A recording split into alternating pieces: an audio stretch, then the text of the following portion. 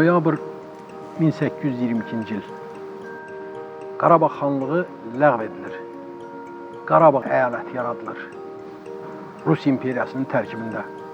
Qafqazın ali baş rəisi Yermolov Qarabağ xanlığının gəlirlərini hesablatmaq üçün həqiqi dövlət müşaviri Mogilyovskini və öz yaxın qohumu polkovnik Yermolovu Qarabağa göndərir.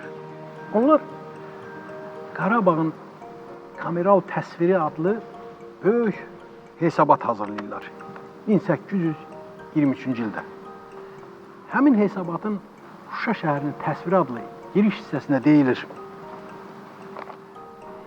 Şuşa qalasının altındakı bütün torpaqlar Qarabağ xanlarının şəxsi mülkiyyətidir. Bu vaxta qədər bu torpaqlardan şəhər əhalisi, şəhər sakinləri azad şəkildə tikinti üçün istifadə ediblər. Boş torpaqlardan təsərrüfat məqsədi ilə və qəbristanlıq kimi istifadə etmək hüquqları olub. Təmənnasız, yəni pulsuz. Bəli, Şuşa şəhərinin sakinləri bu şəhərdə azad şəkildə tikinti işləri aparıblar. Saraylar qurublar, məktəblər tikiblər, xəstəxanalar inşa olunub, şəxsi mülklər tikilib.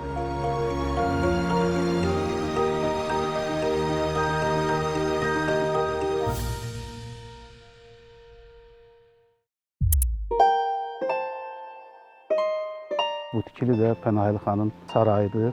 Bu şəhərin ilk salınmış, ilk inşa edilmiş binalarındandır. 2 mərtəbə olub bu bina.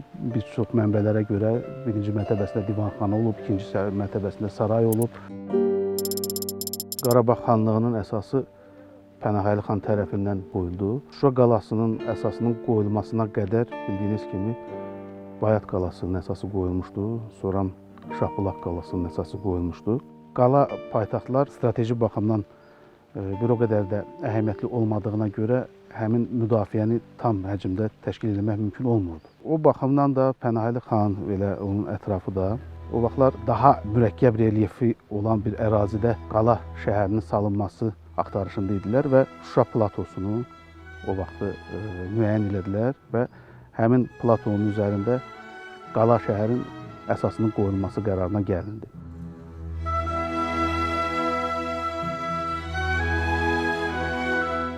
Yalnız şimal tərəfdən, bir tərəfdən, yəni Xankəndi tərəfdən şəhərə daxil olmaq relyef baxımından çox asan olduğuna görə şəhərin demək asan keçilə bilən yerlərində qala divarları salındı. Qala divarlarında qapılar qoyulurdu, şəhərin giriş qapıları. Bildiyiniz kimi İrəvan qapısı var, Ağoğlan qapısı var və hamımızın yaxşı tanıdığımız Gəncə qapısı var.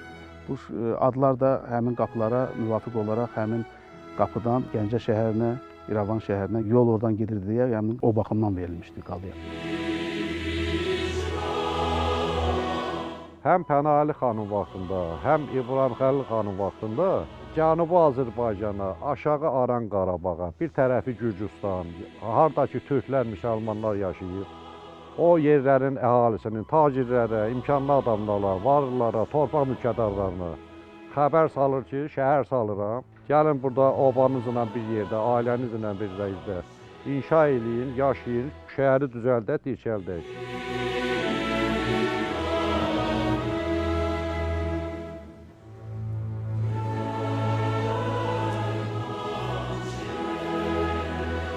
Şəhərin mükəmməl şəkildə işlənmiş kanalizasiya sistemi olub. Şəhərin hər məhəlləsinin özünün hamamı, bulağı, məscidi, meydanı, şəhərdə klub tipli hələ 19-cu əsrdə yaşa müəssisələri olub. İndiki dillə desək, lap belə restoran, klub tipli olub. Yəni ora 19-cu əsrdə smokinglə daxil olurmuşlar, klubun üzvləri. Yəni bu dərəcədə də müasir şəhər olub. Teatrlar olub bildiyiniz kimi, müasir tipli məktəblər olub. Binaların 2-ci, 3-cü mərtəbələrində hamam otaqları olub. Bunlar üçün şəkillərə də günümüzə gəlib çıxıbdır.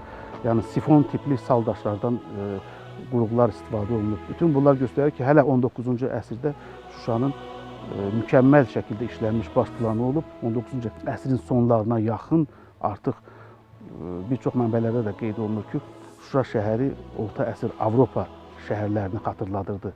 Öz tikililərinə görə, baş planına görə.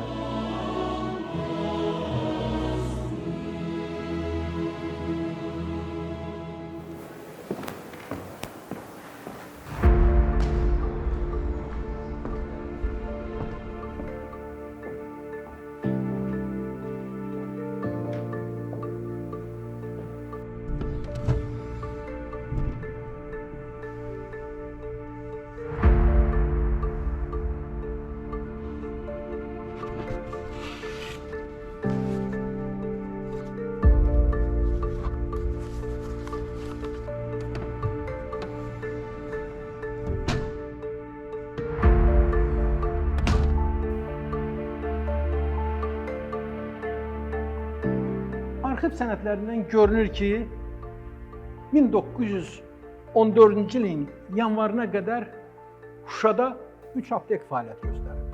4-cü aptek açmaq xahişi ilə şəhər upravasına ərizə daxil olur. Şəhər upravası hesab edir ki, Şuşanın əhalisinin sayına görə 3 aptek kifayət edər. Bununla belə, Yelizavetpol Quberniya Statistika Komitəsinə müraciət göndərir. Statistika Komitəsinin arayışından 1913-cü il yanvarın 1-nə qədər Şuşa şəhərində yaşayan daimi əhalinin sayı 39.495 nəfər. Müvəqqəti yaşayanlar 2914 nəfər. Cəmi 42.409 nəfər.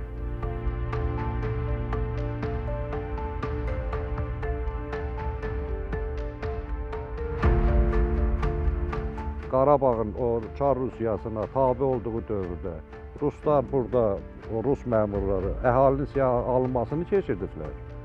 Bu şəhərdə yaşayan əhalinin 88%-i türklərdən, azərbaycanlılardan ibarət olub, 12%-i digər millətlərdən.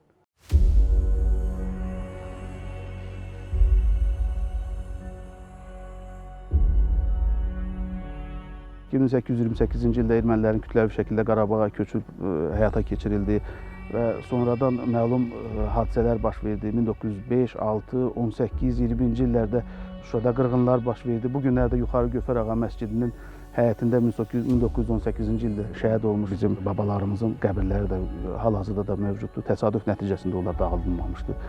Bəlkə də üstünü oxuya bilməmişlər, yoxsa ermənilər onu orada qoymazdılar qalsın. Yəni bütün bunlar sübut eləyir ki, Rusiya imperiyasının bax həmin o işğalçı siyasəti nəticəsində son nəticədə o cürə inkişaf etmiş şəhər qısa müddətdə 20-ci ildə sonuncu qırğın olmuşdu. Yəni şəhər tamamilə yerlə yeksan edilmişdi. Uzun müddət hələ Sovet hakimiyyəti özü elə ayağa qalxana qədər şəhər elə xarabalıqların içində qalmışdı.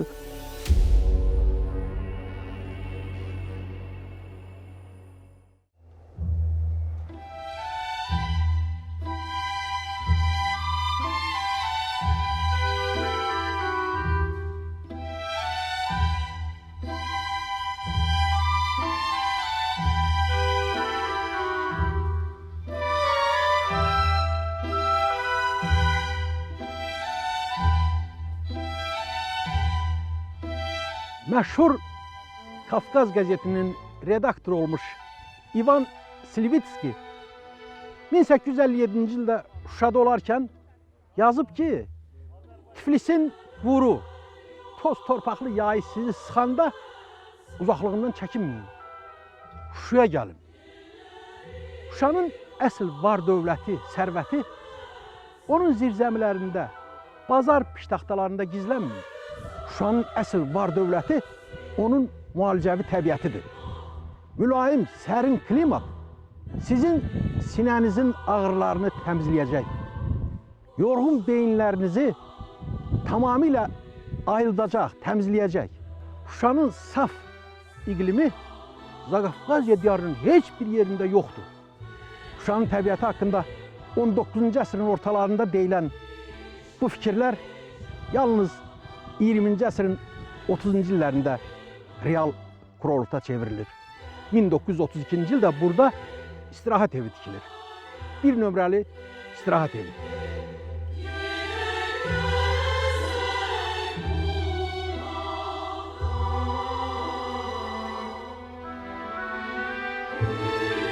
O vaxtki SSR dövründə kurortologların və fizioterapevtlərin ümumittifaq qurultayı keçirildi.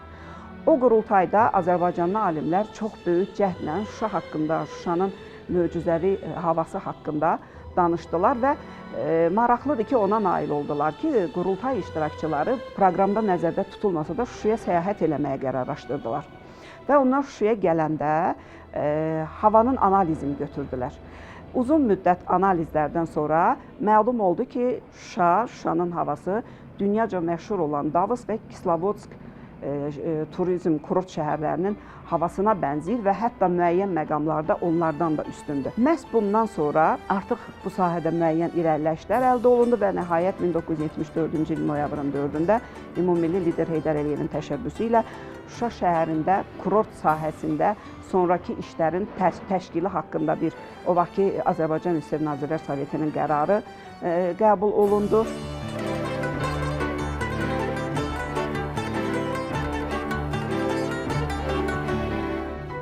Ümumİttifaq miqyaslı sanatoriya açılmışdı, istirahət evləri açılmışdı, turist bazaları açılmışdı. Bütün bunlar təbii ki, şəhərin inkişafına təkan verməyə bilməzdi. Eyni zamanda onu da xüsusilə vurğulamaq lazımdır ki, 1977-ci ildə Ulu Öndərin təşəbbüsünə əsasən Azərbaycan İSSR Ali Sovetinin qərarı ilə Şuşa şəhərinin tarixi memarlıq hissəsi qoruq elan edilmişdi və mən deyərdim ki, 77-ci ildən ta işğal olunan günə qədər şəhərin əsas inkişafı həmin dövrü əhatə edir.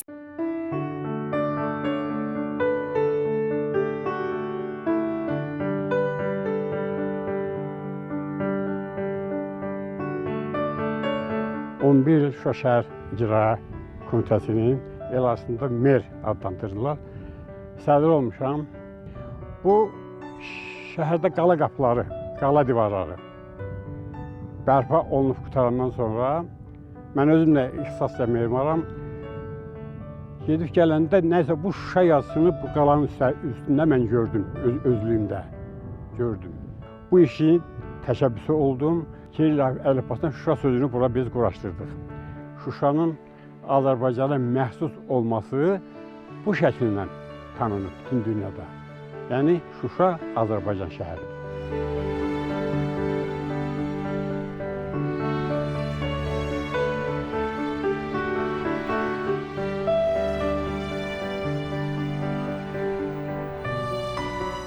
Şuşa musiqi beşiyidir.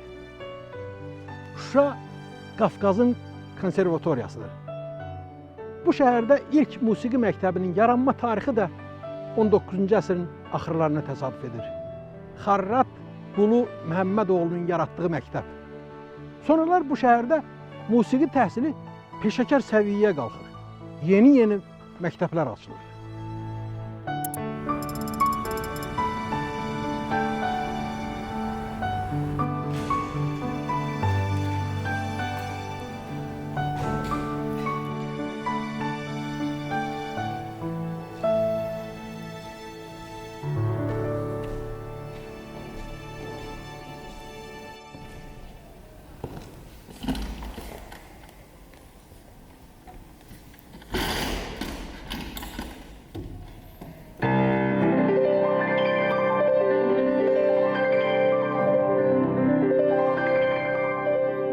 Hər bir evdə bir musiqi məktəbi var idi, bilirsiniz. Öz fəaliyyət dərnəkləri, mən deyən, Üzeyir bəy birinci Leyli Məcnun Leylinin qəbri üstə o səhnəni Şuşada yaradıb. Navvab, misal üçün, o boyda musiqişünas, ya Sadıqcan. Üzeyir bəy ondan sonra olmuşdu. Yəni, onlardan bəhrələnmişdi. Ona görə Şuşanın böyük ənənələri var idi. Süleyman əmi, Əfrəsəb Bədəlbəyli, Əşrəf Abbasov, Fikrət Əmirov, Niyazi, Sultan Hacıbəyev. Bu mühit, o su, İsabulağın suyu, o qartallar, o bülbüllər, o quşlar, o gözəl mənzərə, əlbəttə. Dünyada ən gözəl bərkəm yer gedir düzü. Bu hamısı əlbəttə mən deyərdim, vadar eləyir ki, sən ya musiqi ilə, ya hansısa bir sənətlə məşğul olmalısan.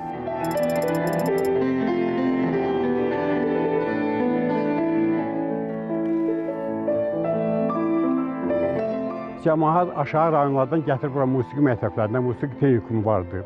Bura uşaqların qoydular ki, burada təhsil alsınlar. Şuşada yaşayan Şuşalılar musiqini sevər, incəsənəti sevər, ümumiyyətcə mədəniyyəti yüksək olan insanlar olub.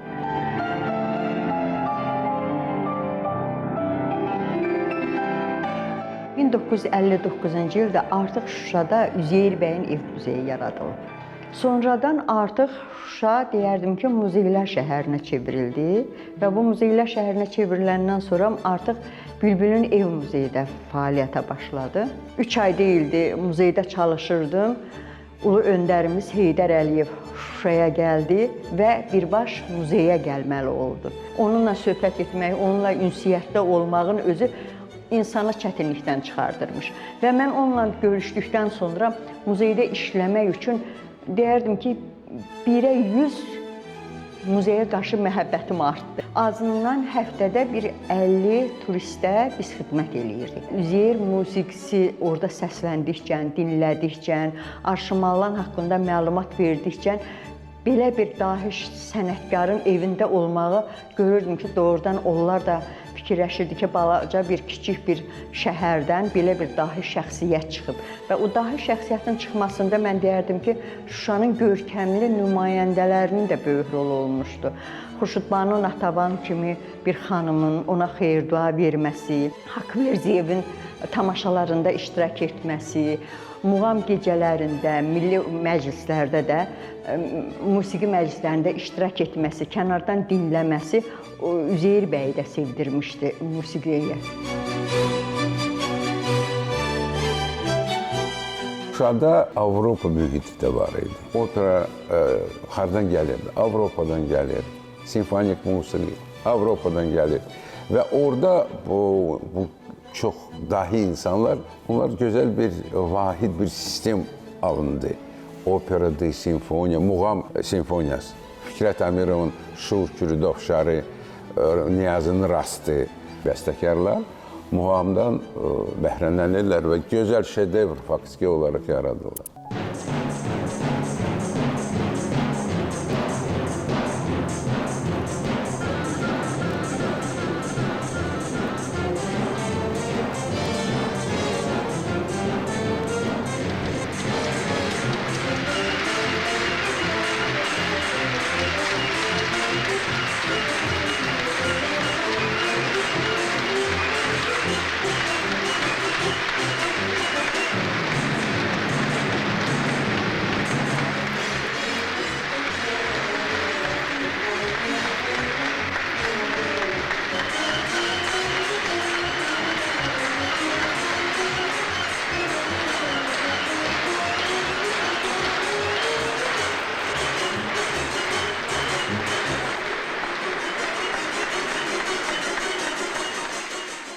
Şəhərin şöhrəti, əhəmiyyəti artdıqca burada olan tədbirlər, mədəni tədbirlər əsas etibarilə genişləndi, artdı və hər il Şuşada Xarı Bülbül festivalı, Vaqif poeziya günləri keçirilirdi və bu tədbirlər yayılırdı Qarabağın başqa rayonlarına. Bu tədbirlərin davamı olaraq Ağdamda da belə tədbirlər keçirilirdi və Şuşada bu sahədə böyük nətər uğurlara imza atmış olurdu.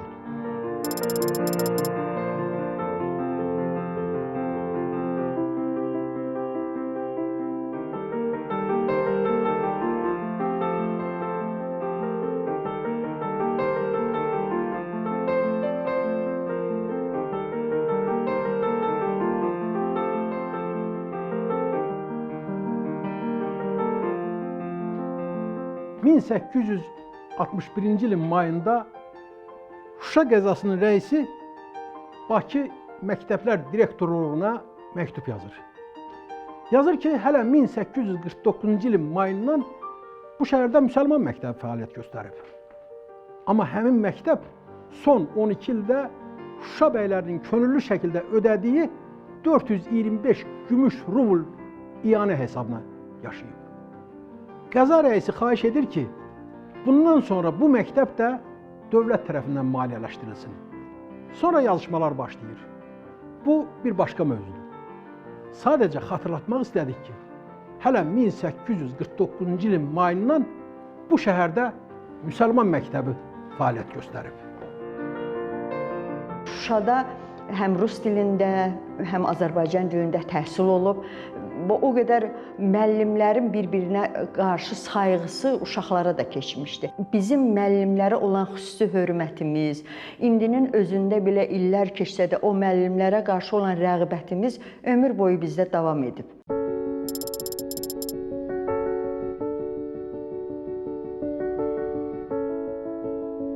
Şuşada Meşə Sağlamlıq Məktəbi deyilən bir məktəb var idi.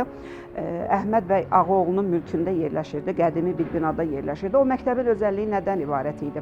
O məktəbə ətraf rayonlardan sağlamlığından ciyərlərində, bronxlarında problem olan uşaqlar oxumağa gəlirdi və maksimum tədris müddəti 4-5 ay çəkirdi. Onlar müalicəyə ehtiyacı olan uşaqlar idi, amma paralel şəkildə təhsildən geri qalmasınlar deyə sırf o məktəbə gəlirdilər və orada həm onların sağlamlığının qeydinə qalınırdı, həm tədrislərinə davam eləyirdilər.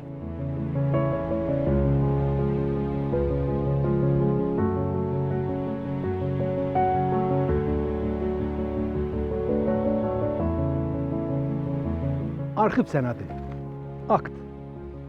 Biz aşağıda imza edənlər şəhadət veririk ki, 1861-ci il mayın 12-sində gündüz saat 4-də Şuşada baş verən zəlzələ məktəb binasını uçurmuşdur. Bəli, 1861-ci ilin mayında Şuşada zəlzələ olub və məktəb binası uçub. Amma bu məktəbi zəlzələ dağıtmayıb.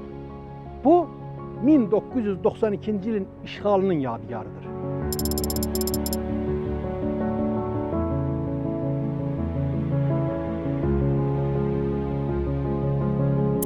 Bu şəhərdə Azərbaycan Neft və Kimya İnstitutunun filialı fəaliyyət göstərirdi. Konservatoriyanın filialı hazırlaşırdı, açılsın burada. AP-nin filialı, Azərbaycan Pedaqoji Universitetinin filialı artıq fəaliyyət göstərirdi.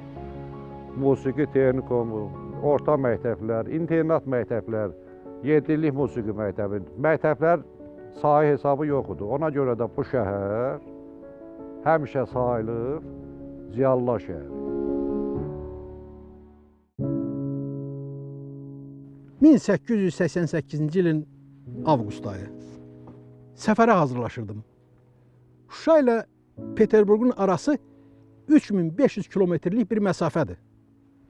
Bizi aparacaq araba şəhər divarlarının kənarında bizi gözləyirdi. Anam məni arabanın arxasına çəkib dedi: "Ged oğlum, Allah köməyin olsun." Xatirələr, Əhməd bəy Ağaoğlu. Bu xatirat 19 yaşlı Şuşalı gəncin təhsil dalınca Peterburqa getməsindən söhbət açır. O Peterburqa gedəcək, oradan isə Parisə yollanacaqdı. Hələ o vaxtda məşhur olan Sorbonne Universitetində təhsil alacaqdı.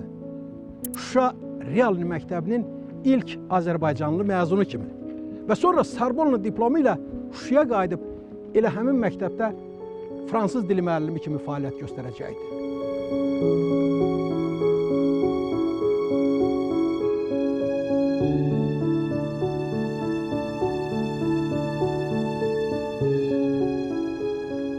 Şuşa Realni məktəbinin binası xaraba qoyulmuş daha bir təhsil ocağı. Bilirsiniz, burada hansı fənlər tədris olunurdu?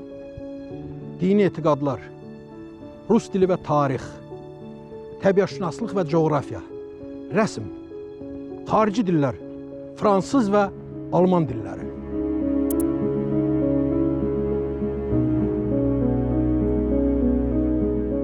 Şuşa Realni məktəbində Əhməd Ağaoğlundan tutmuş dahi şəxsiyyətlər həm təhsil alıblar, həm də sonra öz təhsillərini Qori seminariyasında və digər ölkələrdə aldıqdan sonra burada müəllim kimi davam elətdiriblər.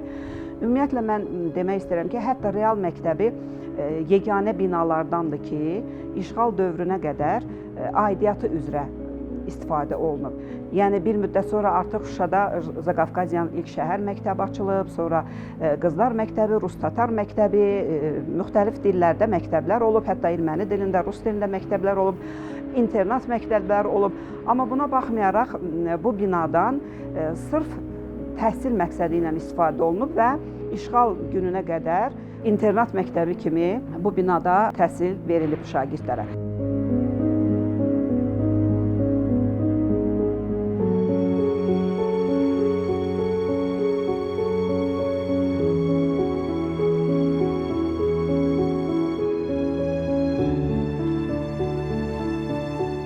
Şuşada ilk ictimai kitabxana 1859-cu ildə yaradılıb.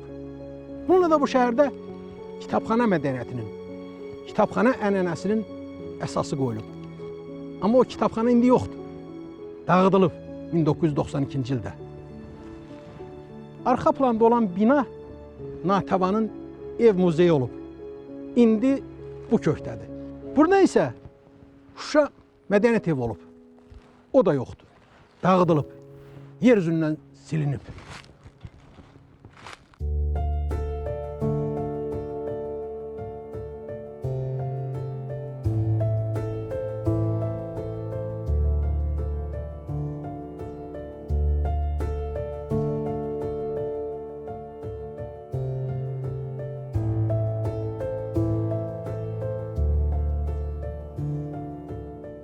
Tiflisdə çıxan Kafkaz qəzetində 1848-ci ildə belə bir məlumat gedib.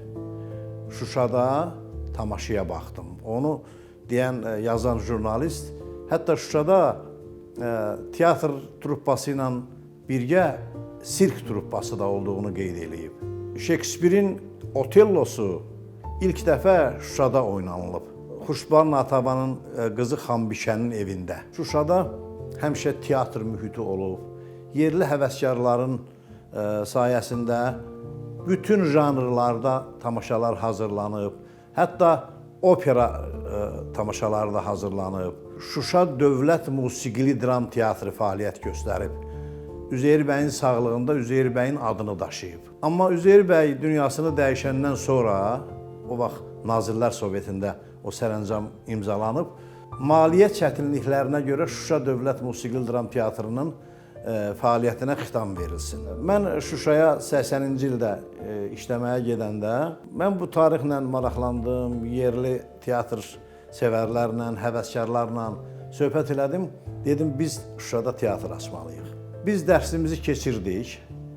Dərslərimizi qutaran kimi gəlirdik teatra, yəni mədəniyyət evində, dram dərnəyinə tamaşalar hazırlamağa.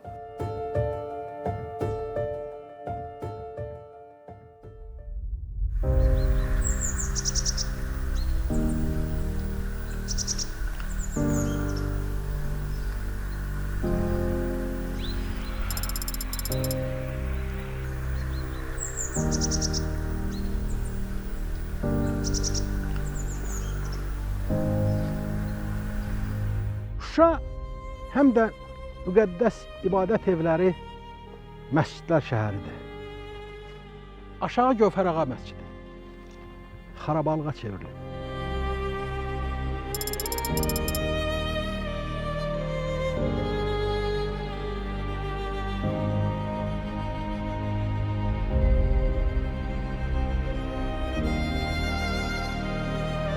İbrahim Xəlil xanın qızı Gövhər ağanın adı ilə bağlı olan ikinci məscidi, yuxarı Gövhər ağa məscidini isə dağıtmayıblar.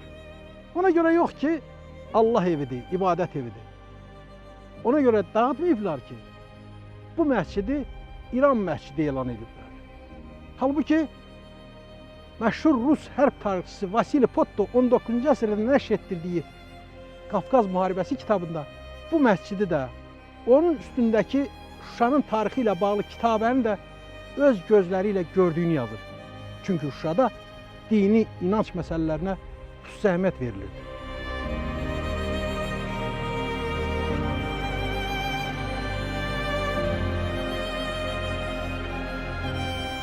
Elə Şəginin də bir şəkili var. Şuşada Məhərrəmlik günləri çox məşhur bir rəsmdir. Orada qılıncdan, yəni indi biz bunu qəbul eləmirik, amma bu teatr səviyyəsində bu təşkil olunmuşdur.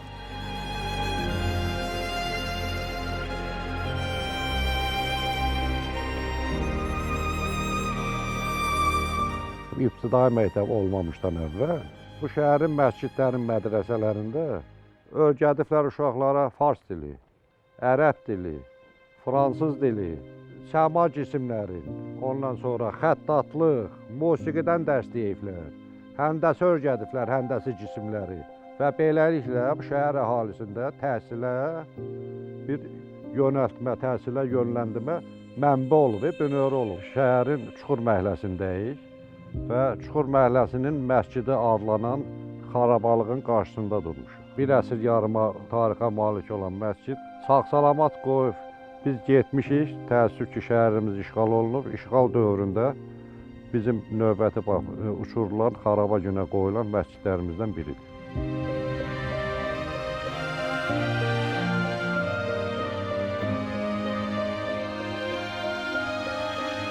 17 dənə məhəllə məscidi var kiçik şəhərdə.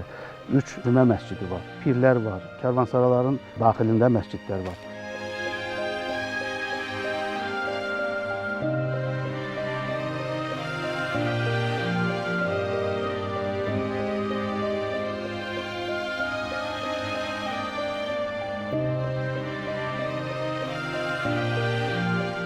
Bax, bu məscidin üstü bizim İslam rəmzinə uyğun olaraq mavi rəngdə idi. Təmir olunmuşdu. İçəridə poeziya evi kimi istifadə olunurdu bu məscid. İşğaldan sonra bunun üstünün taxtabuş hissəsinin rəngini dəyişdilər ermənilər. Güldəst deyilən yer var idi məscidin düz ortasında. Yəni əzan vermək üçün ona güldəst deyirlər. Onu söküb götürüblər ermənilər və buranı özlərinin məbədgahına, kilsəyə çeviriblər. Onun haqqında da fotoşəkil də var. Qarşı fasadında pəncərənin birinin üstündə daş kitabə var idi. Əski ərəb əlifbası ilə yazılmış daş kitabə. Orada Qurandan kiçik bir ayə yazılmışdı. Bir də məscid kim tərəfindən tikilib, neçənci ildə tikilib. İşğal dövründə o yazıları döyüb qopartmışdılar. Ora bir dənə xaç işarəsi qoymuşdular. Xaç, yəni ki, bura erməni məbədidir güya və kilsə kimi istifadə edilir.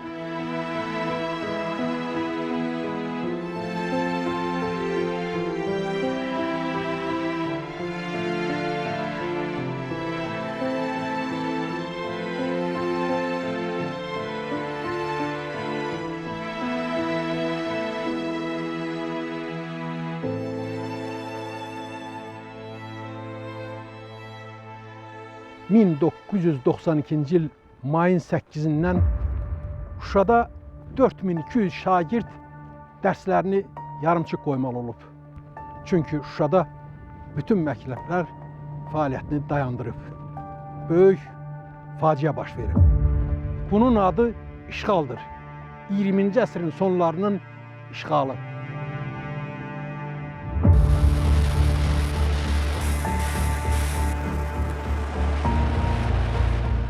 Şuşa şəhəri bir gecədə işğal olunmadı. Şuşa şəhəri 4 il ərzində işğala hazırlandı. Yəni bura aid eləmək olar insanları yollarda qətlə yetirilməsi, şəhərin su kəmərinin, işıq enerjisinin, sonra elektrik enerjisinin, qazın kəsilməsi, şəhərin bombardıman edilməsi. İnandırım sizi ki, 92-ci ilə qədər insanlar öz evlərində yox, zirzəmilərdə gecələyirdilər. Məktəblər artıq partlayırdı. Yəni belə bir şəhərdə şəhər müqavimət göstərdi. Əfsuslar olsun ki, 1992-ci il mayın 8-də Şuşa şəhəri alınmaz qala işğala məruz qaldı.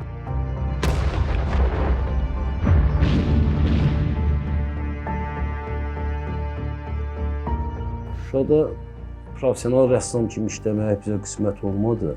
Əzimzadəni qutarandan sonra Şuşaya getmişdim diplom işi işləməyə. 2-ci gündə öldü qalmışdıq. Ayın 4-ü getmişdim mən Şuşaya. 7-si axşam hamımız bildiyimiz kimi ermənilər tərəfdən 8-i səhər işğal olundu Şuşa.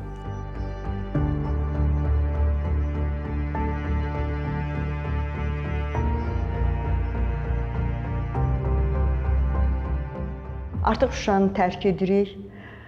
Muzey şəhərin aşağı hissəsindədir. Qar yağıb, maşın düşmür, aşağı enə bilmir. Bir təhər biz bəzi əşyaları qardaşımla köməkləşib muzeydən çıxartdıq. Bir maşına 3 ailənin, bir də muzeyin əşyasını götürüb Şuşanın boş küçələrinə vidalaşdım. Və son dəfə Şuşadan çıxanda muzeyin həyətindən bir ovuc torpaq götürdüm. Qarlı, palçıqlı bir torpaq. Səni əmanət götürürəm. Şuşada olmadığım günlərdə, aylarda Şuşanı yad etmək üçün.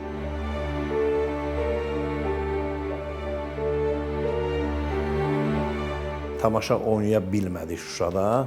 Mən teatrın avtobusu ilə və özümlə bir yerdə avtobusa hardasa bir 60-70 nəfər xəstə, qoca, qadın yığdım.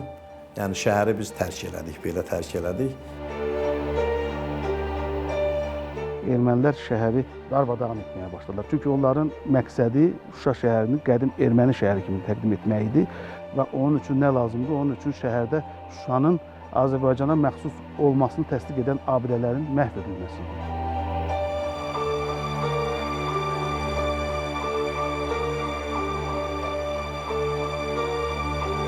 Məscidlərimizdə, dini abidələrimizdə, təhsil müəssisələrimizdə hamısını dağıdıblar. Ya bu binaların günahı nədir? Bu məscidin günahı nədir?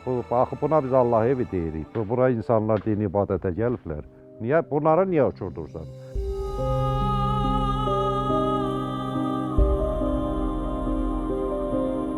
Şuşa onlar üçün yad bir yerdir. 30 il ərzində Şuşa yetim kimi, bilirsiniz, o yetim olur. Onları döyürlər, təhqir eləyirlər. Bu Şuşa belə vəziyyətdə idi. Biz də həmçin.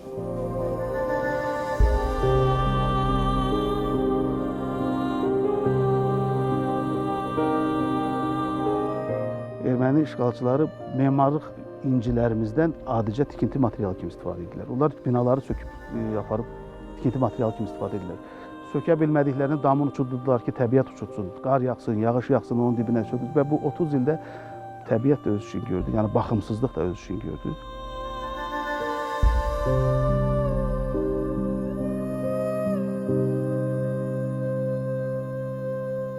Çox böyük bir dərd idi. Hər gün bu dərdi biz yaşayırdıq.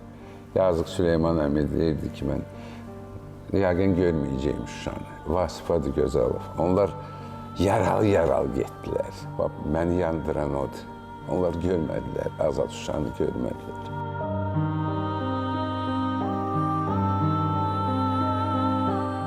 Çox şeylər itirdik bu 20-25 il ərzində. Şuşada olsaydıq, yəqin ki, bugünkü gün tam fərqli olardı. Bəlkə də siz gəlib burada qara çərçivədə yox, tam fərqli bir ab-u havada işlər görərdiniz.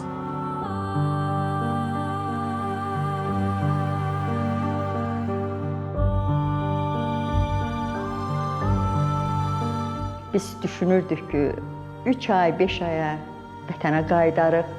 Çox əfsuslar olsun ki, bu qayıtma 29 il çəkdi. Və 29 ildə mən bəzən əşyaların nümayiş elətdirən zaman deyirdim ki, bu eksponatların burada solğun olması, Şuşa havası almaması üçündür.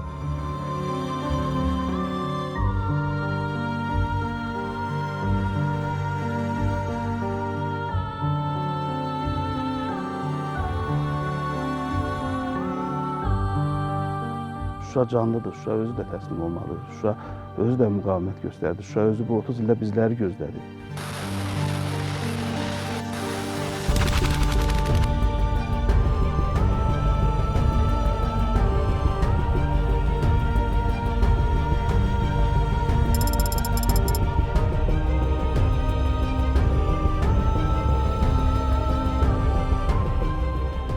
Əziz Şuşa, sən azadsan. Əziz Şuşa, biz qayıtmışıq. Əziz Şuşa, biz səni dirçəldəcəyik.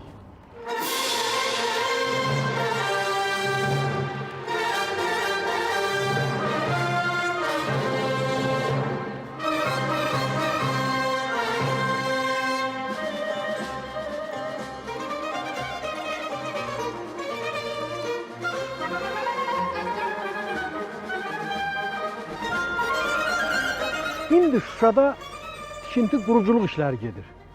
Biraz o tərəfdə yeni müasir yaşayış kompleksləri inşa olunur. Burada məktəb tikilir və bu şəhərdə məktəb zəngləri çalınacaq. Bu şəhərdə təhsil sistemi bərpa olunacaq. 30 il əvvəl olduğu kimi.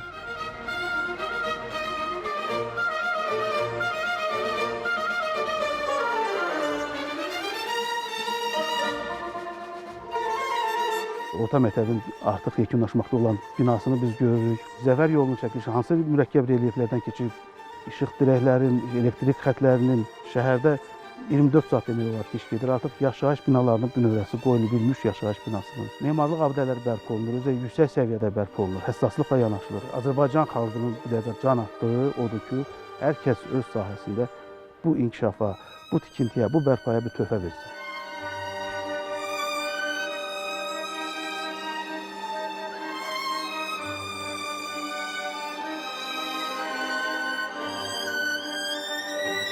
Şuşa elmlə, təhsillə bağlı olan bir şəhər olmaq. Mənim üçün, çünki mən müəlliməm və mənim ən böyük arzumdur ki, orada elit bir məktəb olsun.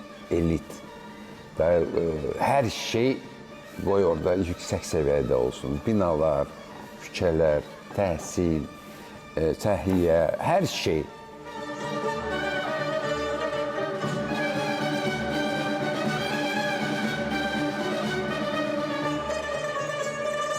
Artıq muzeyimizdə təmir işləri gedir, muzeyimiz bərpa olunur. Burada solğun olunan eksponatlarımız vətənə dönər. Öz vətənində, öz yerində, öz yurdunda tamaşaçıları qəbul edər. Mən Şuşada gözümün qabağına da gətirmişəm ki, həyətimizdə emalatxanam harda olacaq, nə cür olacaq.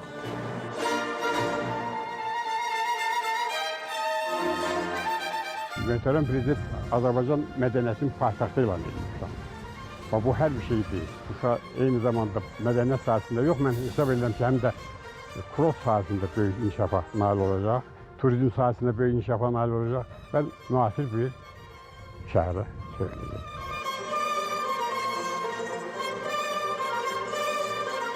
Çox böyük ümid bəsləyirik ki, heç olmasa biz ağsaqqallar, biz yaşlı insanlar ömrümüzün son bahar çağlarında inşallah qismət olsun, gələk Şuşamızın, abad Şuşamızda yaşayaq, ömrümüzü də burada başa vuraq.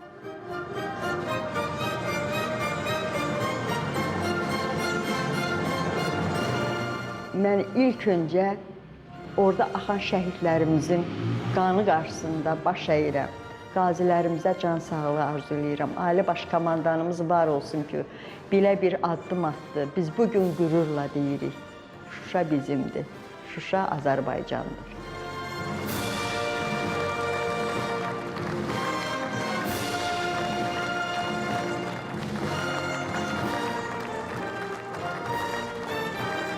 Yaşasın Şuşa, yaşasın Qarabağ, yaşasın Azərbaycan.